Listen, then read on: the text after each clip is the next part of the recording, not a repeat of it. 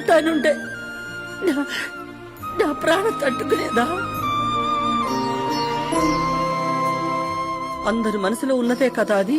నేను బయటికన్నాను, అంత మాత్రానికి అన్ని మాటలా? ఆవిడ పేరేంటి?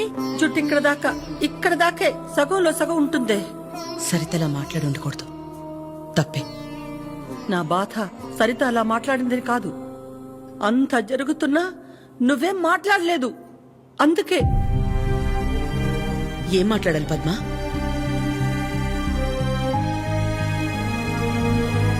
నా ప్లేస్లో మీరున్నా నాలాగే సైలెంట్ గా నించునేవాళ్ళు. మీలా కాదు నా గతం. మీలా ఒకరికి 10 మంది లేరు నా గతంలో. ఓ రోడ్డు దాటాలంటే ముందు చూపు మీద ఆధారపడతాం, తర్వాత వినికిడి మీద ఆధారపడతాం. అదీ లేదంటే సాయం చేయమని ఓ మాట మీద ఆధారపడతాం.